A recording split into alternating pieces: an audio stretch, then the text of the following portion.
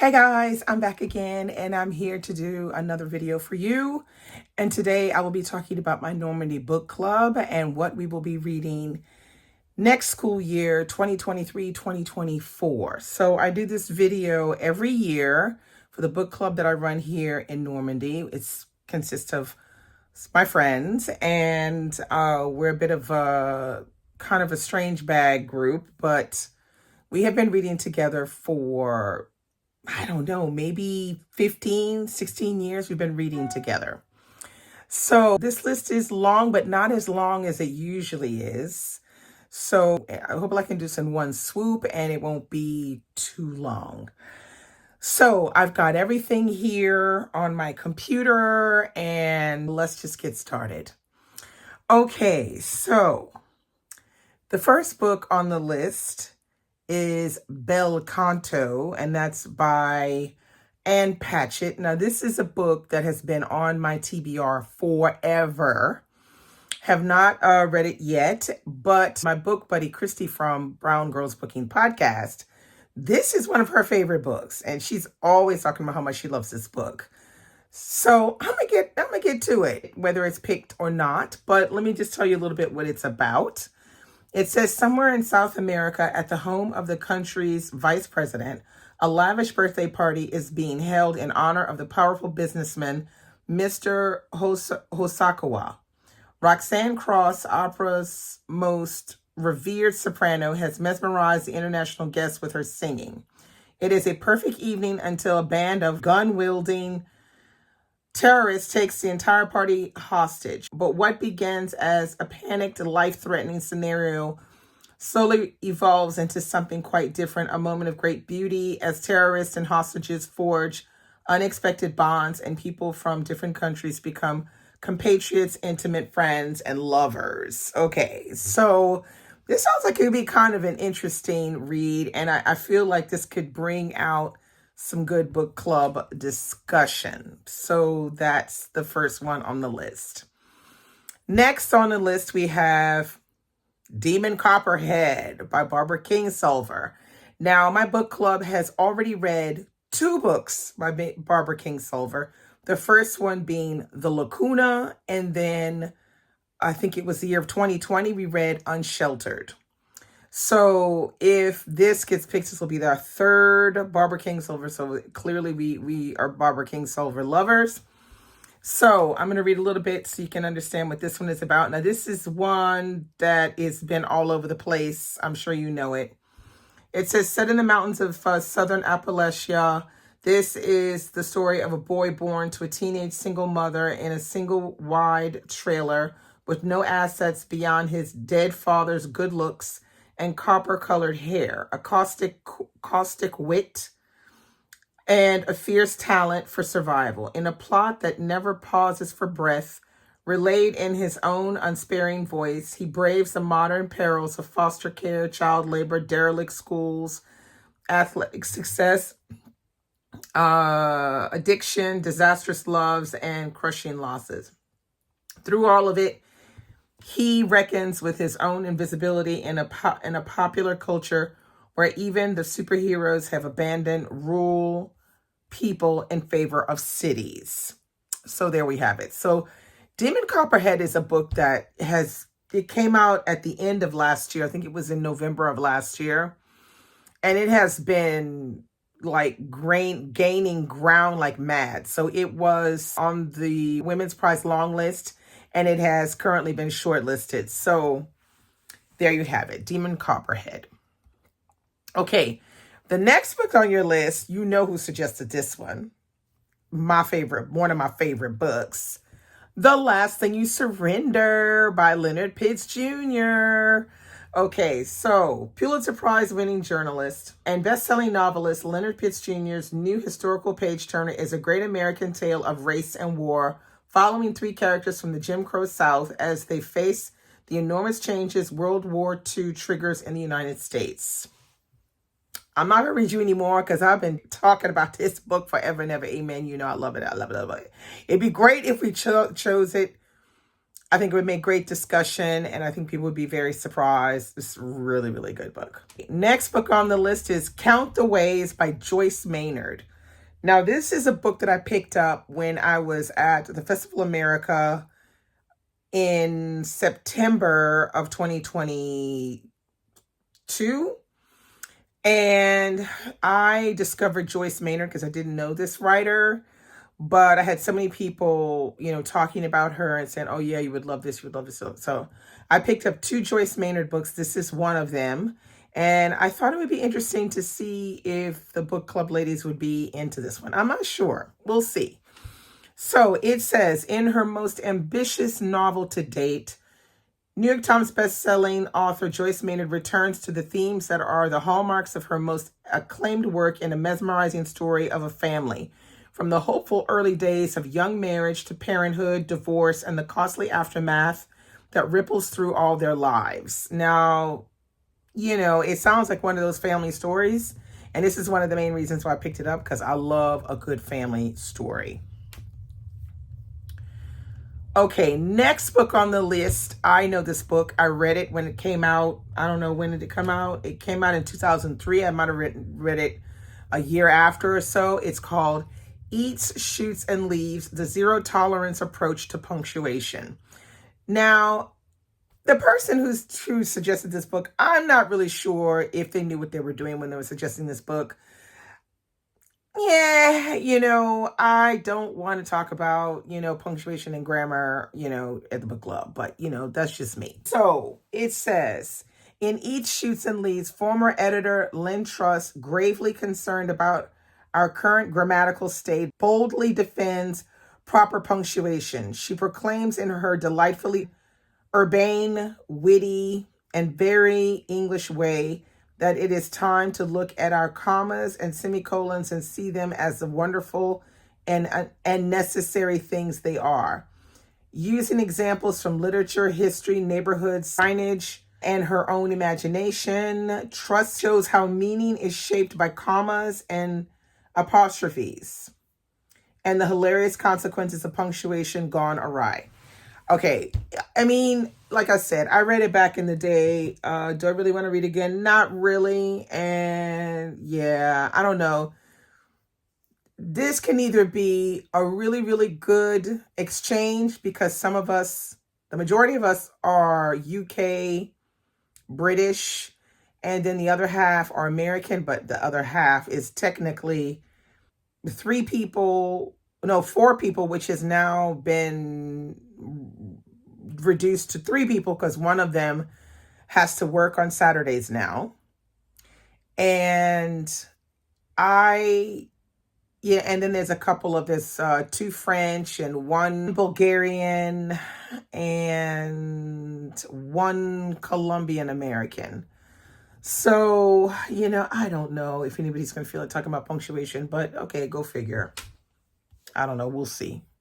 Okay, the next book on the list is Clara and the Sun. This book, a lot of people talked about it when it came out in 2021, and they said how good it was. This will be the second time that this book winds up on a book club list because it was on the list last year when we did everything by genre. It showed up in the sci-fi genre, I think. So yeah, who knows? Maybe it'll make it this time. So it says, from her place in the store, Clara, an artificial friend with outstanding observational qualities, watches carefully the behavior of those who come in to browse and of those who pass on the street. Outside, she remains hopeful that a customer will soon choose her, but when the possibility emerges that her circumstances may change forever, Clara is warned not to invest too much in the promises of humans. So yeah, there we have it. That one could be actually kind of interesting to talk about, especially with everything going on with AI now and stuff. So yeah. All right. The next book on the list is Trespasses by Louise Kennedy. Now, this is a book that has been on my TBR for a minute. And then it showed up on the Women's Prize Longlist, and it has subsequently been chosen for the shortlist as well. So this one, it says, set in Northern Ireland during the Troubles, a shattering novel about a young woman caught between allegiance to community and a dangerous passion. I just love everything about the way this book sounds. And I'm very interested in stories that are written during this period of the Troubles. So I think it's a good way to learn more about Ireland and the difficulties. So I would be really happy if this one wound up getting chosen because, yeah, it's been on my list to read for a while. Okay, the next book on the list is Sea of Poppies by Amitav Ghosh. And this one is the first book in a trilogy by Amitav Ghosh. And it says, at the heart of this vibrant saga is a vast ship, the Ibis. Her destiny is a tumultuous voyage across the Indian Ocean shortly before the outbreak of the Opium Wars in China. In a time of colonial upheaval, fate has thrown together a diverse cast of Indians and Westerners on board, from a bankrupt Raja to a widowed tribeswoman, from a mulatto American freedman to a free-spirited French orphan. As their old family ties are washed away, they, like their historical counterparts, come to view themselves as Jaha or ship brothers. The vast sweep of this historical adventure spans the lush poppy fields of the Gange, the rolling high seas, and the exotic back streets of Canton. Okay, this book sounds super interesting to me. I hope this one gets picked, but I have no idea what people will think of this. We haven't read a ton of books by Indian or Pakistani writers, but I feel like they make great, discussions. Okay, now the downside on this book, I say downside not for myself personally, but for the book club, is the downside is the book is 513 pages. So I'm not sure if that will pass just because of the page count. So we're going to see. Okay, the next book on the list is Sunlight on a Broken Column, and that is by Atiya Hossain. All right, this one, I've never heard of this book before, but it is in the Penguin edition, that green and white one. I think that one has a lot of feminist text writing in it. This one says, Lila, orphaned daughter of a distinguished Muslim family, is brought up by her Orthodox aunts who keep purdah. At 15, she moves to the home of a liberal uncle in Lucknow. Here, during the 1930s, as the struggle for independence sharpens, Layla is surrounded by relatives and university friends caught up in politics. But Layla is unable to commit herself to any cause. Her own fight for independence is a struggle with traditional life as she falls in love with a man not chosen by her family. With its beautiful evocation of India, its political insight, and unsentimental understandings of the human heart, this is a classic of Muslim life. Now, this one right here, I would damn be interested in this one because this is something that is right up the alley, I think, of the book club. This is something that we like to talk about, these kinds of stories where there's a contradiction going on between what the protagonist wants and what is actually happening to them. So I feel like this could make a great discussion, and it's only 319 pages. It's a shoo-in. I think they might pick this one just because they don't know the author and they might be interested in finding out more about it, about this particular story. Okay, the next story, this one, it's the second time it's wound up on a book club list because it was on last year's book club list for the nonfiction section, and it's called Nomadland, Surviving America in the 21st Century. All right, this is by Jessica Bruder. It's nonfiction, of course. It says, from the beet fields of North Dakota to the campgrounds of California to Amazon's Camper Force program in Texas, employers have discovered a new low-cost labor pool made up largely of transient older adults. These invisible casualties of the Great Recession have taken to the road by the tens of thousands in RVs and modified vans, forming a growing community of nomads. Now, this is a book that I think would be interesting to talk about, particularly in the idea of would this lifestyle ever come to France? Because what usually happens is whatever happens in the States usually kind of tries to roll its way over here at least 5 or 10 years later. So I'm hoping that this doesn't happen here in France, and that people are able to figure out a new way of living while still living in permanent housing, because that they can afford. And I think that is really important. But, the workforce, what people are having to do to make $1 or to make €1 these days is crazy, mad crazy. So this could be an interesting book as well. I'm not sure if it will come, if, people will pick it because it's the second time it's been on the list, but who knows? This whole list is a different framework than the one that we had last year. So it could get through. Okay, the next book on the list is A Winter Grave by Peter May. Now, from the looks of it, this is a mystery thriller. I kind of know who suggested this without even looking.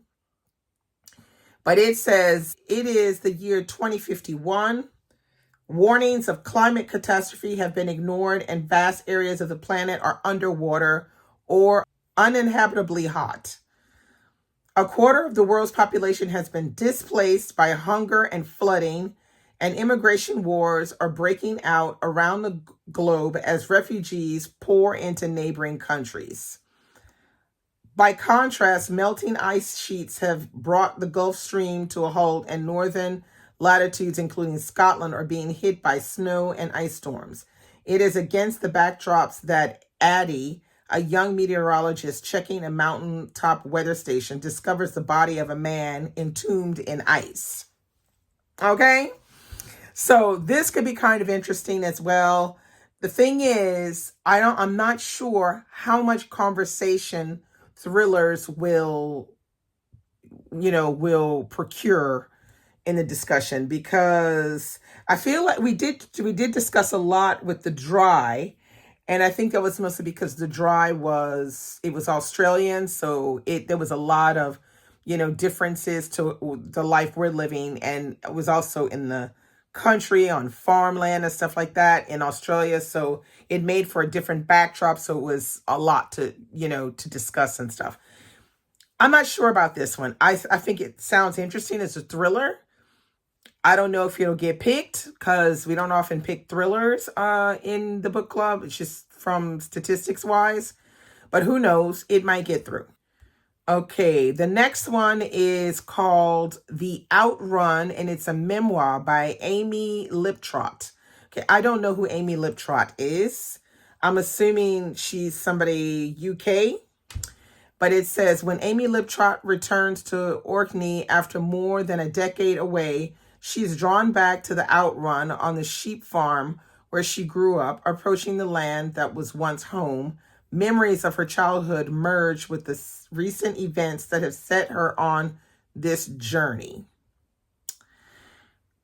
Okay, it says Amy was shaped by the cycle of the seasons, birth and death on the farm, and her father's mental illness, which were as much a part of her childhood as the wild, carefree existence on Orkney.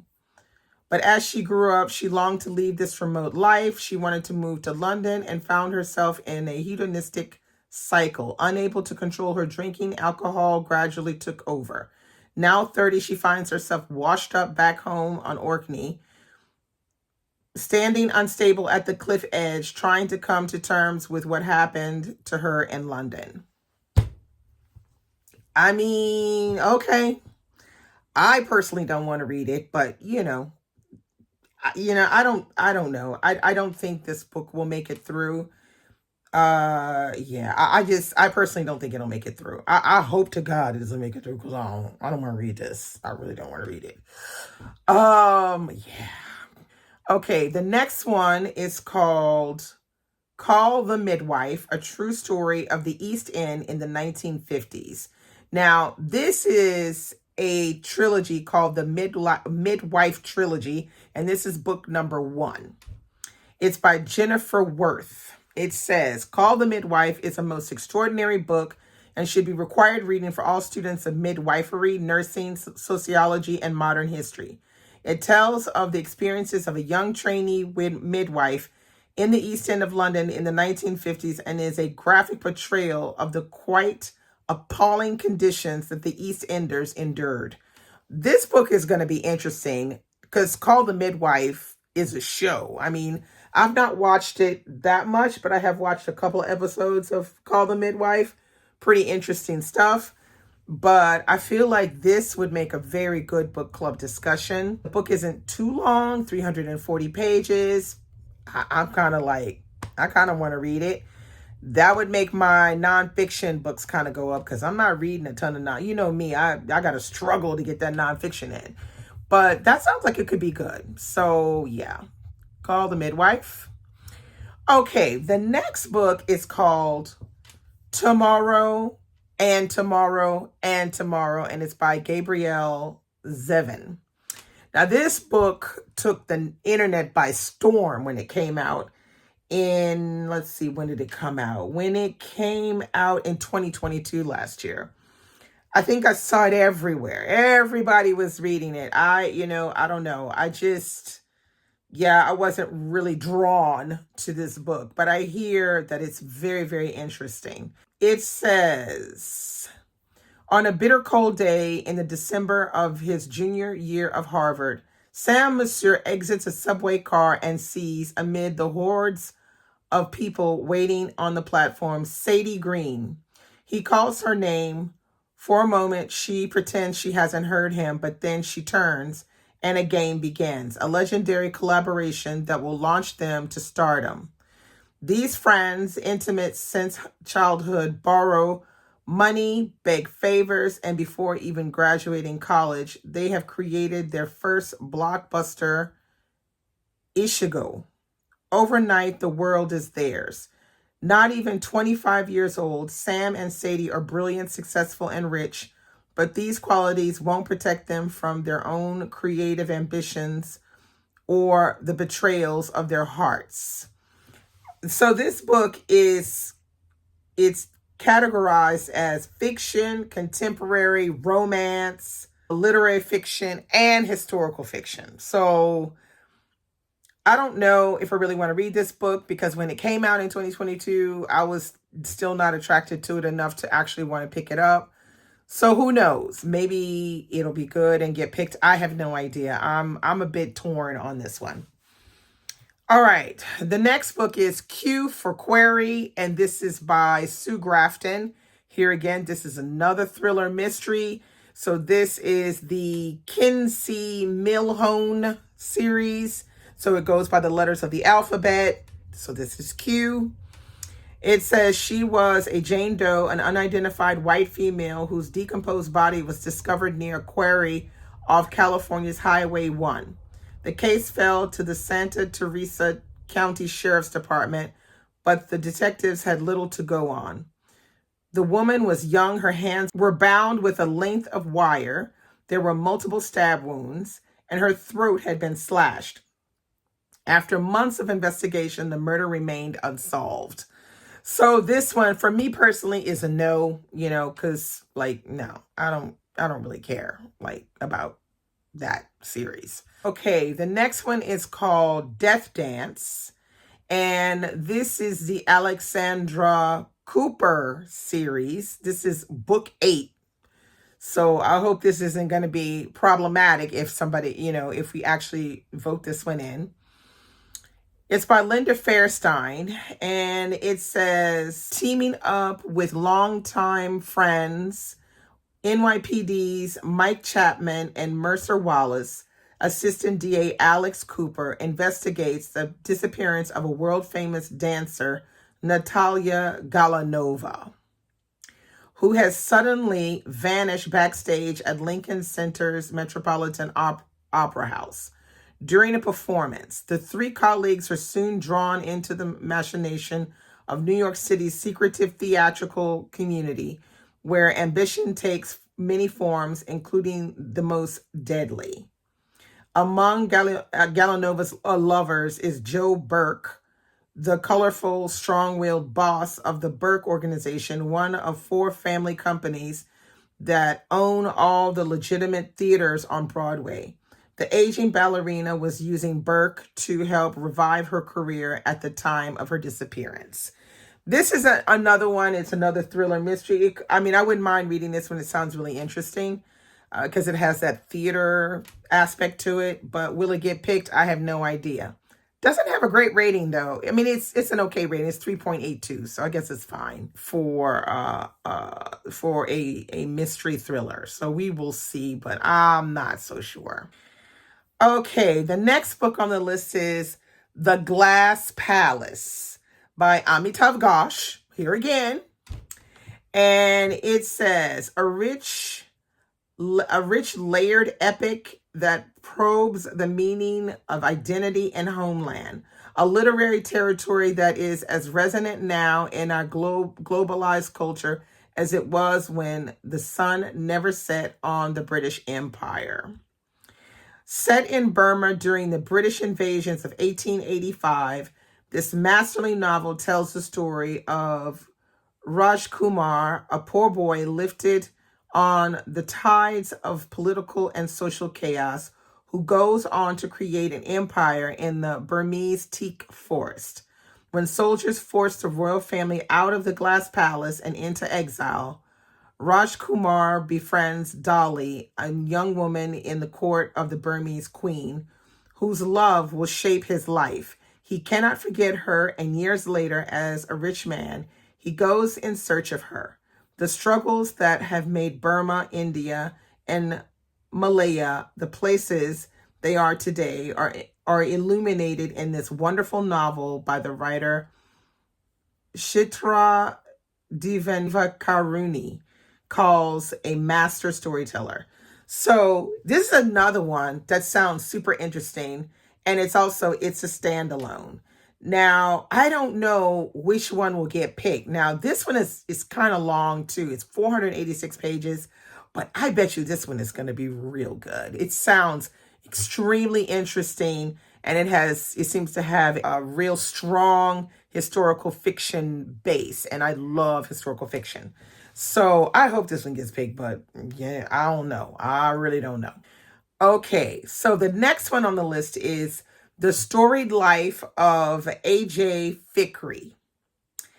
And this one is by Gabrielle Zevin again. So the same one who wrote Tomorrow and Tomorrow and Tomorrow has done this one as well. Now, this is another one that had made its rounds at one point, and this was in 2014, and a lot of people enjoyed this book because I remember people reviewing it. I remember people talking about it.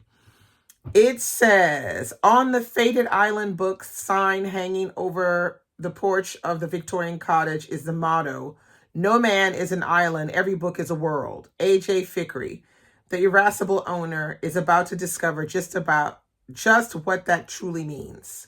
A.J. Fikry's life is not all what he expected it to be. His wife has died, his bookstore is experiencing the worst sales in its history, and now his prized possession, a rare collection of Poe poems, has been stolen.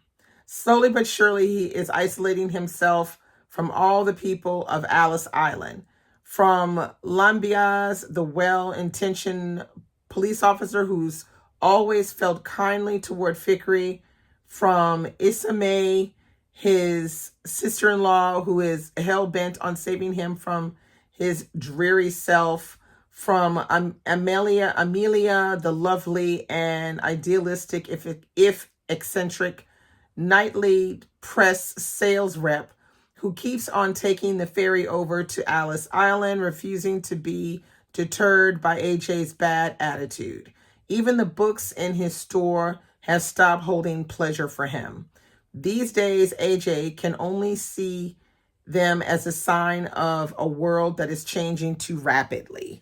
So this one can be either really good or just not so good. It seems like it's about a book about books, but also about a book lover and who's having some difficulties. So I feel like this could be really good, actually. I don't think I will vote for this one though, but if it does get through, I won't be mad if it gets through. Okay, last but not least, we have Harlem Shuffle by Colson Whitehead. And this is the first book in the Ray Carney series, which is also like a mystery crime / literary fiction, historical fiction novel. It says Ray Carney was only slightly bent when it came to being crooked. To his customers and neighbors on 125th Street, Carney is an upstanding salesman of reasonably priced furniture, making a decent life for himself and his family. He and his wife Elizabeth are expecting their second child, and if her parents on Strivers Road don't approve of him or their cramped apartment across from the subway tracks, it's still home. Few people know he descends from a line of uptown hoods and crooks, and that his facade of normalcy has more than a few cracks in it. Cracks that are getting bigger all the time. So there you have it. Those are all of the books that we will be choosing from. So this is how it works. For the people who have just joined this channel, if you don't know how it works in my book club here in Normandy, each person suggests 2 books. I put the 2 books on a long list, and that's considered our long list, which I just showed you our long list. And keep in mind, we do our book club from September to June. So we do a school year. So this is for September 2023 to June 2024. So once the list has been compiled, I then send out the list to all the members by email. And they have, well, this time they have like 2.5, 3 months to look through the whole list and decide what they're going to vote for. The day we vote is the last book club meeting of the school year. And it's there where we will then take the time to tick 7 titles on the list. And so what we're going to do is I'm going to just ask each person to tick, to write on a piece of paper what books they're going to choose. So they're going to choose 7 books, and then I'll take all the slips and then I'll do all the ticking and count everything up. And the 7 books that come forward are the ones that we will be reading. Now, sometimes what winds up happening is sometimes we have ties, which is totally normal, but we just re-vote for the ones that are. So if we have 2 or 3 that have the same, then we vote again. So if we only need 1 book, we vote for 1. If we need 2, then we vote for 2. And then that's how we break the tie. So essentially, to get all the goods of voting, you have to be there. Now, if you cannot be there, you can then designate someone at the meeting to vote in your place. And that is the best way to do it. So we then leave the book club, that last book club in June, and we know which books we need to acquire for the following year. And we usually start, the first book is usually read either towards the end of September or the very beginning of October, but in general, it's the end of September. So that's how the book club works. Last year was a little different because we decided to suggest a book for each genre, and we had genre lists. That was a catastrophe. We're not doing that again, if I have anything to say about it, and it's my book club. So I said, no, we're not doing that. We're going back to the way it was before. So this is a list we have. Drop me a comment below. Let me know what you think. I feel like this it's not a bad list. I mean, it's okay. It's okay. I didn't know what to expect after the list we had last year, which just, the list we had last year were crazy. But this sounds like a pretty decent list. I mean, I can pick, I think, pretty easily 7 books. So if you think you know which books I'm going to put, you can comment below and tell me which ones you think I'm going to vote for. I will come back as soon as we've voted this up in June, and I'll come back with another video so you can see which 7 books we'll be reading next year for the 2023-24 school year. So thanks for watching. I don't know. We'll see. Bye.